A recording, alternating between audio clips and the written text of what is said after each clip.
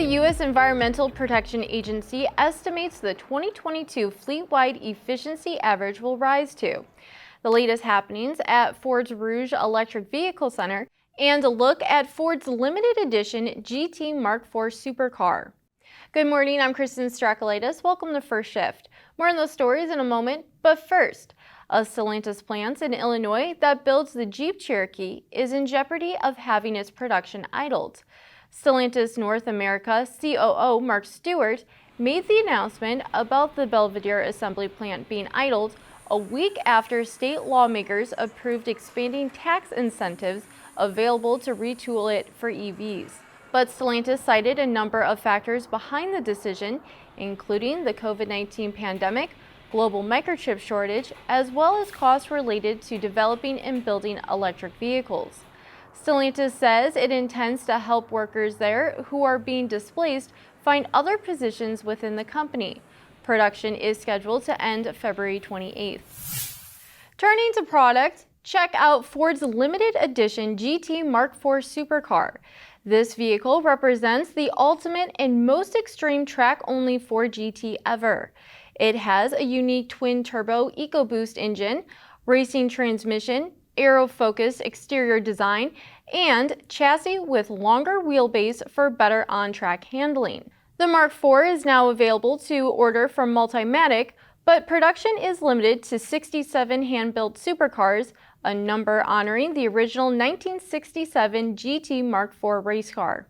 Looks like the U.S. new vehicle automotive fleet's fuel efficiency was flat in the 2021 model year because consumers were said to be buying more sport utility vehicles and pickup trucks compared to cars.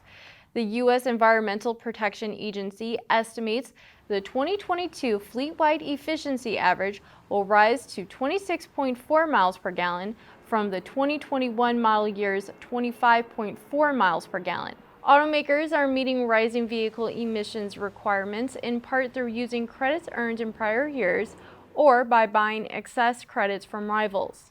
The other day, I got the pleasure of taking a tour of the Rouge Electric Vehicle Center near Detroit, Michigan. During my tour, I learned Ford is building every F-150 Lightning they can while simultaneously expanding the assembly plants more than 50% to nearly double production next fall. Here is what Ford has going on behind the scenes for its F-150 Lightning production boost. Ford has added a third shift to its Rouge Electric Vehicle Center in Dearborn, Michigan to boost production of its F-150 Lightning electric pickup truck. The production boost will help prepare for the increased demand Ford says it's expecting for its electric trucks and vans due to the EV subsidies available under the U.S. Inflation Reduction Act.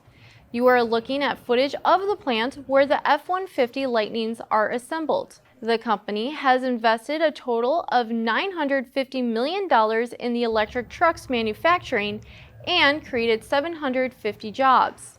This was done to help increase the EV's production rate to 150,000 trucks per year beginning in the fall of 2023. And so far, sales for the F-150 Lightning are off to a good start, with it not only gaining popularity on the consumer side, but also being completely sold out on the commercial side.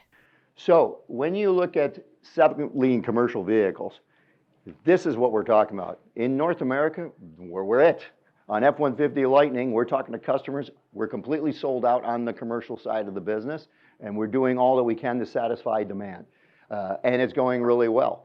But if you are not ready to make the transition to an F-150 Lightning, you may want to consider investing in the ICE version of the F-150 pickup truck. There's no reason. If the F-150 Lightning is not right for you because of the distances and weights and aerodynamics of what you tow, great. We have an F-150 internal combustion that is the leading vehicle in the country.